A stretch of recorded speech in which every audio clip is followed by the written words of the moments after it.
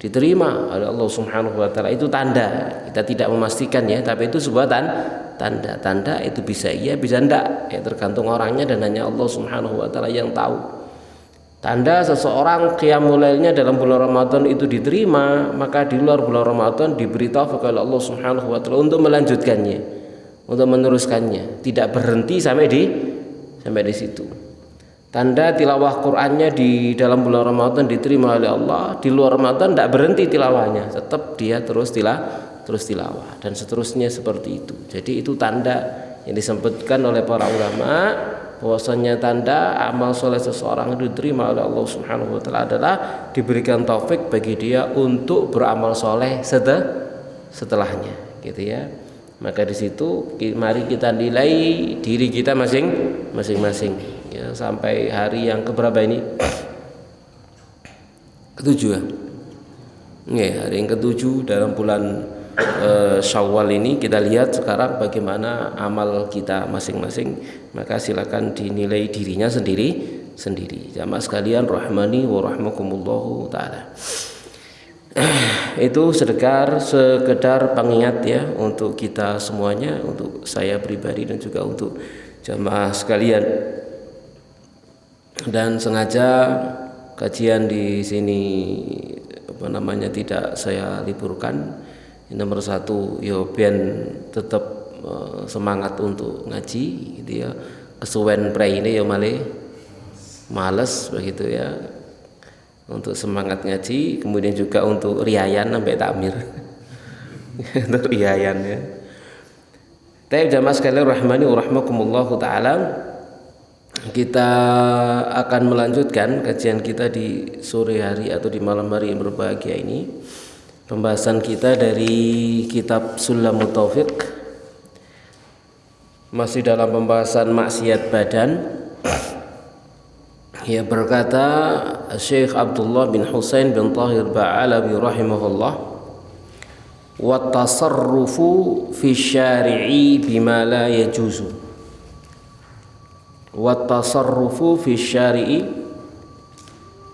bima la yajuzu. At-tasarruf yakni berbuat, melakukan usaha, melakukan perbuatan. Ya, halaman 732 ya. Jadi melakukan sesuatu, tasarruf, perilaku, berbuat sesuatu fi syari' di jalan, bima la yajuzu dengan perkara yang tidak diperbolehkan. Tentang masalah ini berkata Al-Imam Nawawi Al-Jawi Al-Bantani rahimahullahu ta'ala tatkala mensyarah kitab Sulamut Taufiq dalam kitab beliau Mirqadu Su'udi Tasdiqi fi Syarhi Sulami Taufiqi. Beliau berkata, Syekh Nawawi Al-Bantani rahimahullahu ta'ala, wa tasarrufu fi syari', dan berbuat di jalan, ay at-tariqin nafidh, yaitu jalan yang efektif, jalan umum. Jalan umum berarti jalan itu jalan umum, jalan efektif begitu ya, yang misalkan tidak ada alternatif lain kecuali jalan itu. Tidak ada alternatif lain kecuali jalan itu sudah jalan satu-satunya. Maka dikatakan at-tariqin nafidh ya, jalan yang efektif, yang nafidh, yang di situ dibuat aktivitas utama begitu. Aktivitas apa? Utama. Berarti jalan besar misalkan, atau jalan di perkampungan yang enggak ada jalan yang lain, sehingga kalau itu buntu mandek cegrek bisa iso apa? Ndak iso lapo-lapo. Gitu ya. Bisa dipahami maksudnya di sini jalan yang seperti apa ya? Jadi at-tariq an-nafidh bima la yajuzu, dengan perkara yang tidak boleh. Jadi berbuat sesuatu di jalan dengan perkara yang tidak diperbolehkan. Seperti apa? Kabinain, seperti bangun bangunan di jalan ya. Jalan itu ada jalannya kendaraan, ada jalannya manusia.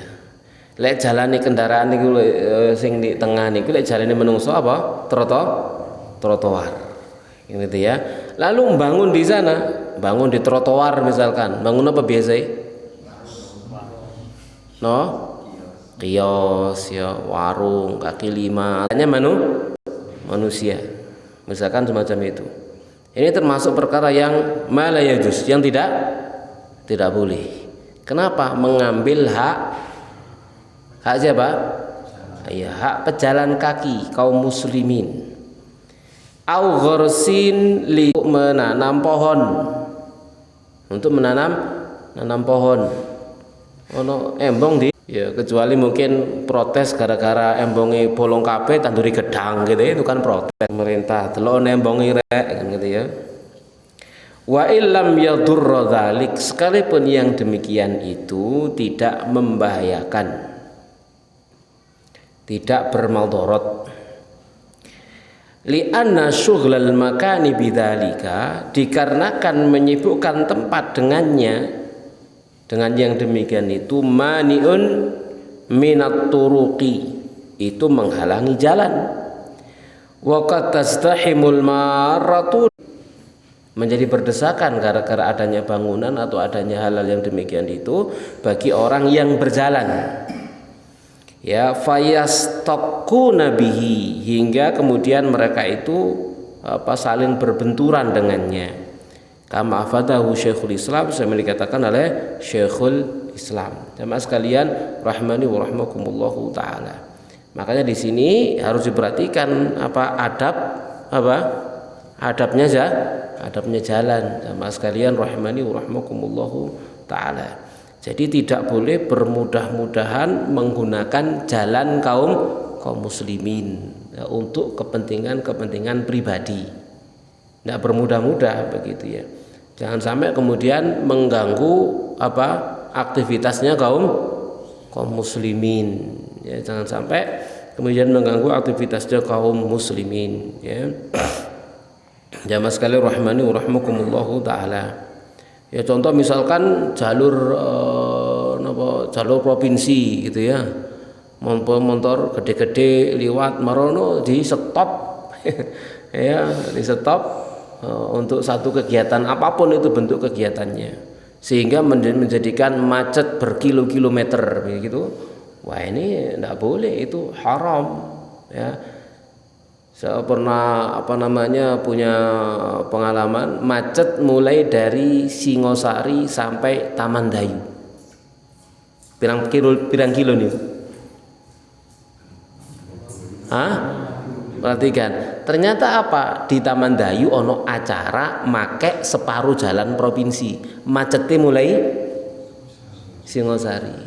Kira-kira sepanjang perjalanan orang yang macet iku meso nopo zikir?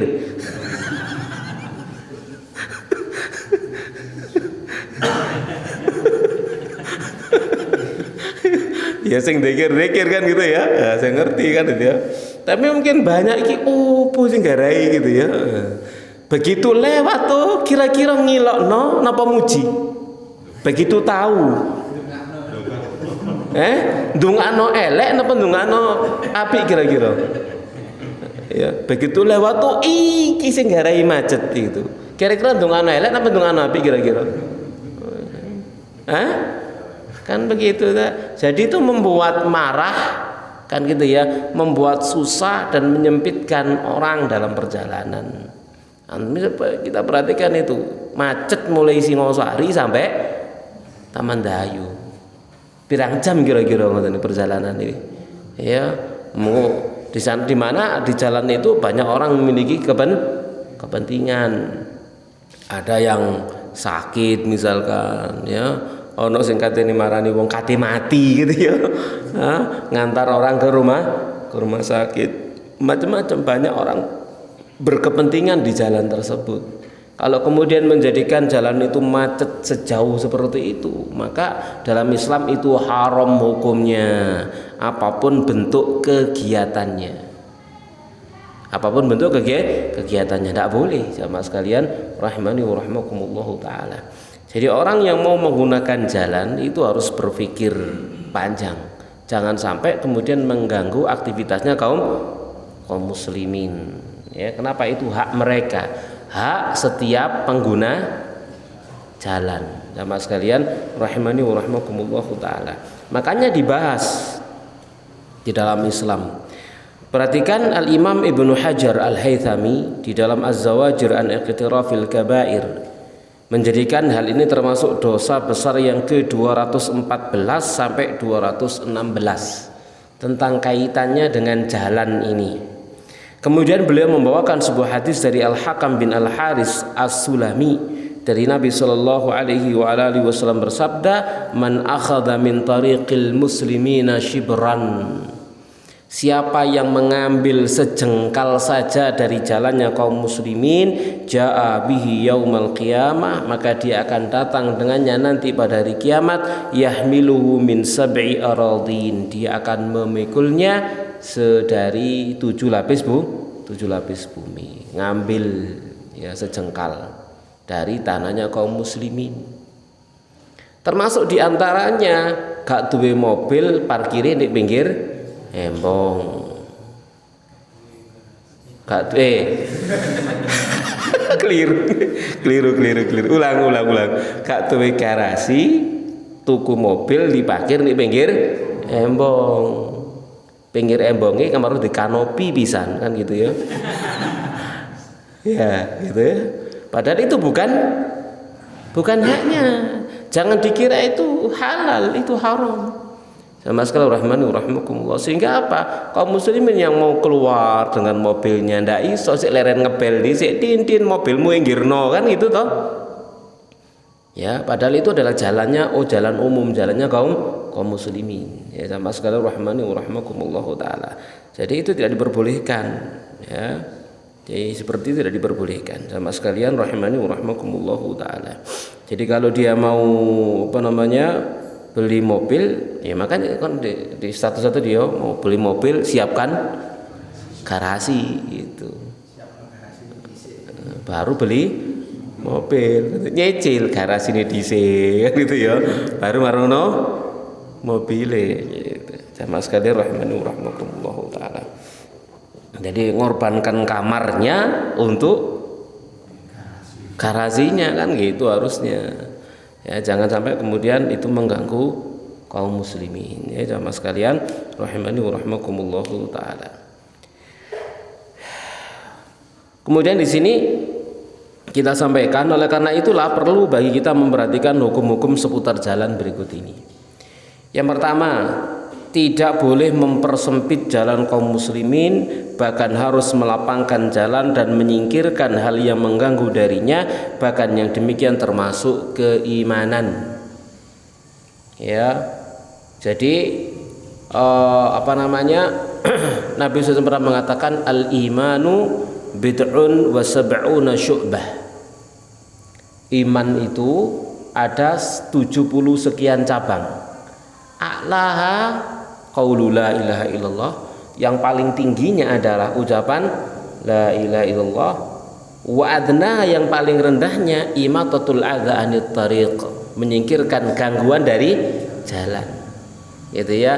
Wal haya'u syu'batul minal iman, dan malu itu adalah satu cabang dari keimanan. Kita perhatikan, menyingkirkan gangguan dari jalan termasuk iman. Maka mafhum mukhalafahnya membuat gangguan di jalan termasuk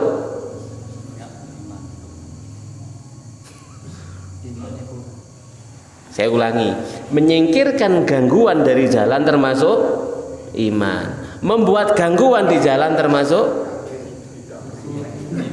ketidakimanan. Ya. Ya, itu ketidakimanan begitu. Ya, jamaah sekalian rahimani wa rahimakumullah taala. Ya. Jadi tidak boleh.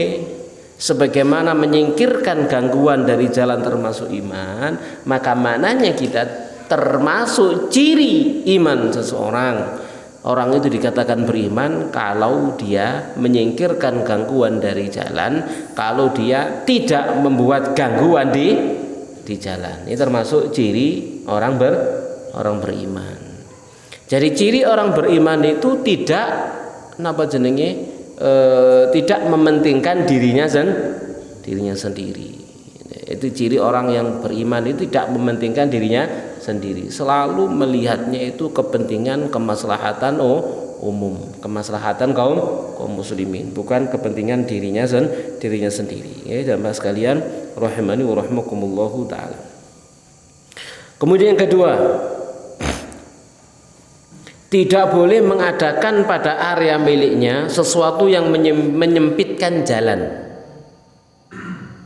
Tidak boleh membuat sesuatu yang membuat jalan. Napa contohnya?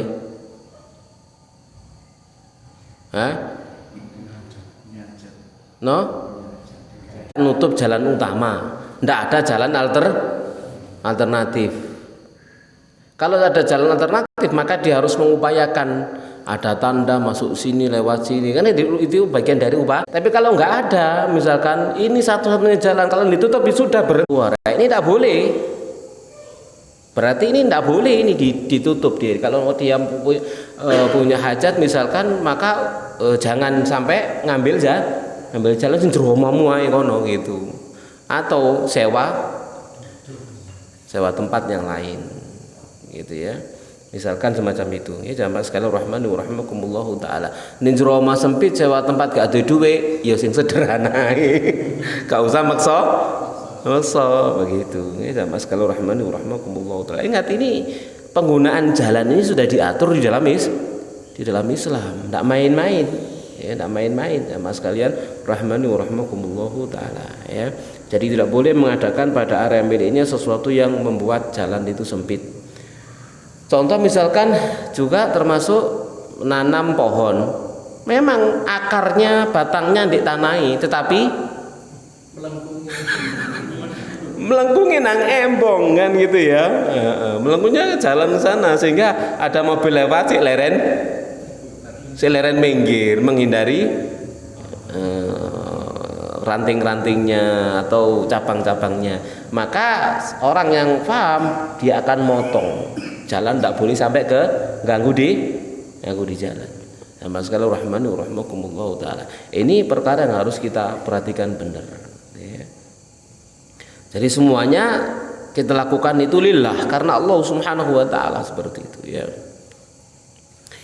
Yang ketiga, tidak diperbolehkan mengadakan pada miliknya sesuatu yang mempersempit jalan, misalnya membangun atap di atas jalan gitu ya, buat kanopi ya di atas jalan, yang membuat para pengendara susah lewat atau membuat tempat duduk di jalan gitu ya, ngebuk di pinggir embong, misalkan buat lunggu-lunggu misalkan macam ini juga tidak diperbolehkan. Kenapa? Membuat jalan itu sempit misalkan, kecuali itu tanah dewe, ngebuk di tanah dewe nggak ada masalah. Tapi kalau ngebuk itu adalah milik jalan, maka jangan, karena mempersempit jalan. Sama sekali rahmani wa rahmakumullahu taala ya. Baik, kita lanjutkan. Yang keempat, tidak boleh menjadikan sebuah tempat pemberhentian untuk hewan atau kendaraannya di jalan yang dipakai orang lewat, karena yang demikian dapat membuat jalan menjadi sempit dan menyebabkan kecelakaan ya, secara permanen gitu ya. Wis parkir kono dino-dino begitu ya. Dino-dino di sini kono wis ya, maka ini tidak boleh. Trotoar dikasih kurungan manuk. Trotoar kayak kurungan manuk atau kurungan PT ya. Di mana Syekhul Islam berkata tidak boleh bagi seorang mengeluarkan sesuatu dari bagian bangunan ke jalan kaum muslimin. Ya, jadi bikin kanopi menjorok nang embong. Nah, ini tidak boleh. Ya jamaah sekalian rahmani wa rahmakumullahu taala. Kadang-kadang orang itu enggak sadar begitu ya, enggak sadar atau mungkin enggak tahu hukumnya begitu ya. Jadi dia membuat rumah tingkat 2, ini jalan gitu ya. Tutuk sosoran apa jenenge sing digawe mancik ning ndukur jenenge apa? Balkonnya menjorok nang embong. Gitu ya. Ini juga tidak